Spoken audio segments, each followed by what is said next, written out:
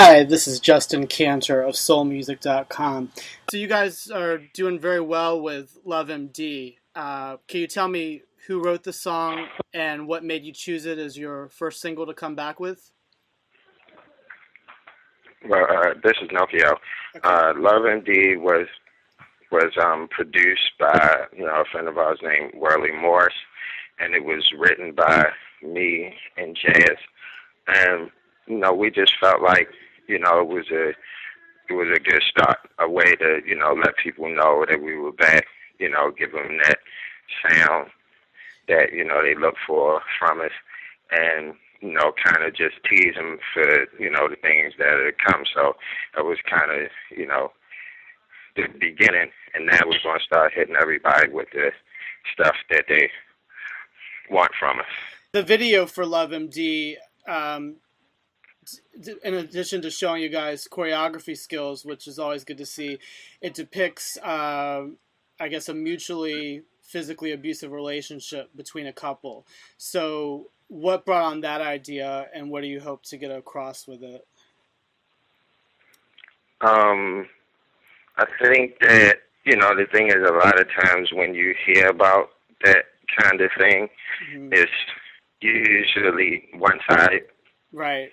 And, it's usually, guy, is beating his girlfriend up or beating his wife up or, what have you. And to not make it seem like we were just, going for that same thing, and keeping in, the way that we do things and just showing people, whenever we can, a different side of what really goes on in life. We thought it would be important to show that, some relationships, abuse comes from both sides. Right, definitely. And, not just, the physical abuse, but, mental and emotional abuse. But, the beauty of love is when it's real, and all parties involved can, see that there's a problem. You go in and you get some help for it.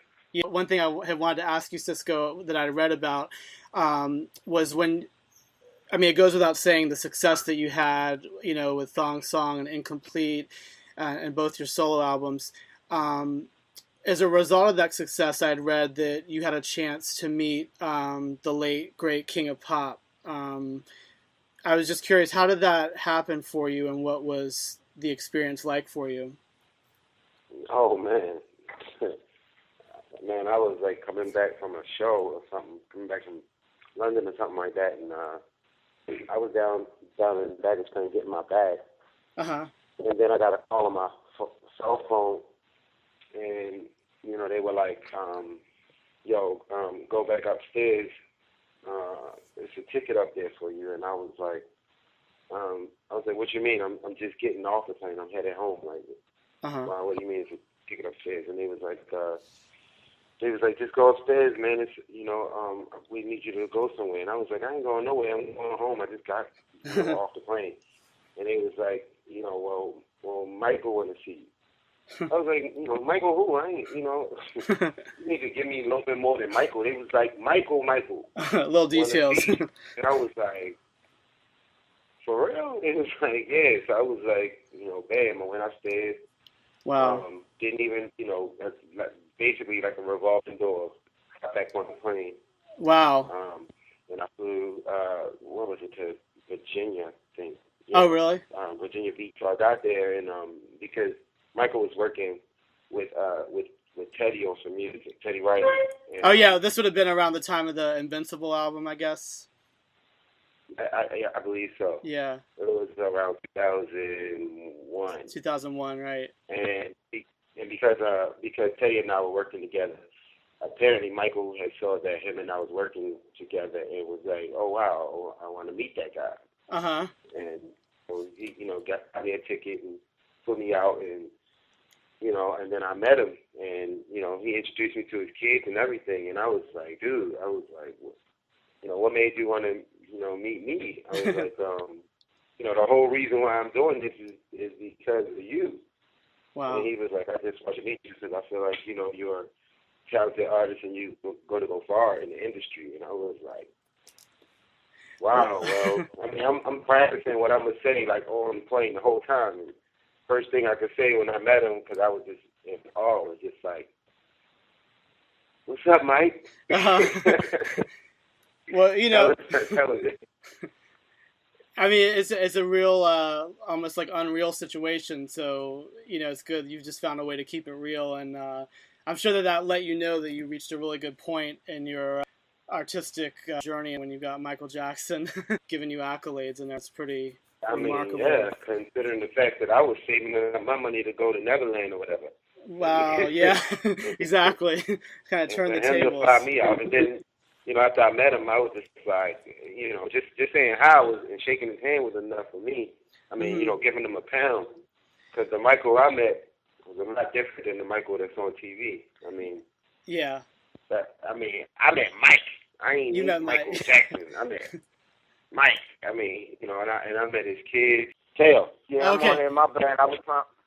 That's okay. I was trying to sneak me a couple quick bites. That's cool. I understand that.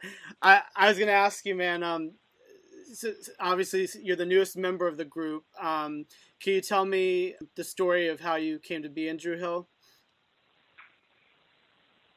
Well, in my head, I was always with Dru Hill. Oh, yeah? Oh, man.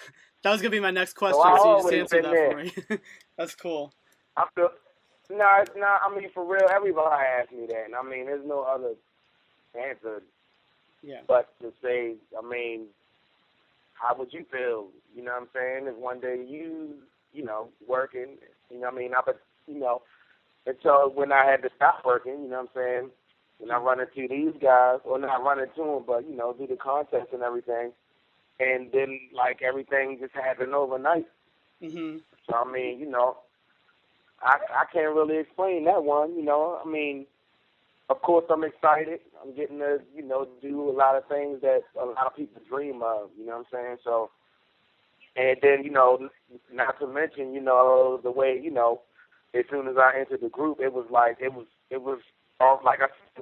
been there from day one. It's like they never like told me, like if we were in a studio session or anything, they never stopped me from being creative or, you know.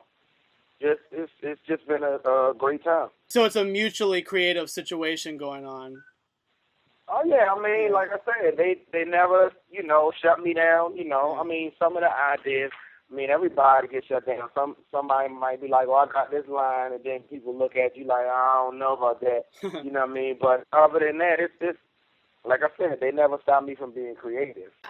One thing I did want to ask, since Jazz didn't make it on, I don't know if you could maybe shed any light on it. I was curious. One thing I was going to ask him was about his background in studying opera. From what I read, that when he first went to school. Oh yeah, he went to the School for the Arts, the same school that Tupac and oh really? Jada Pinkett Smith. Okay. Yeah. So that's kind of how I'm just gonna call. I came in late. Oh, you're here. Okay. Oh, hey. How's it going, man? Good. Yeah, I was just I was curious about that when I had read about, you know, you getting your start studying the more classical side of things. I was curious. Was that the direction that you, for yourself, originally wanted to go in as a career? Right. What happened? My real start started in church in Quartet Gospel. It's called Quartet Gospel. Uh-huh. Some of the groups like the Mighty Clouds of Joy and Ready, stuff like that. And my dad sang quartet, and my mom sang on the choir. She led like majority of the songs in the choir. Mm-hmm. And when that point, my dad, when it came time to go to high school, he was telling me about School for the Arts, and I went down there and auditioned. And they were loving me because I guess some of the training stuff I was already there, so to speak. And once I got in there. What city was this in? Which School of the Arts was it exactly? It's the Baltimore. Oh, in Baltimore. Okay, all right. So your dad, you were saying? Yeah, once I got in there, it was like I got introduced to a whole new world. I got introduced to what was popular music then, rock and roll, a lot of the different areas of music back in the day, the Baroque period, all that kind of stuff, and I studied theory, and it's like it's like a big mecca, like, you know, a big melting pot of music.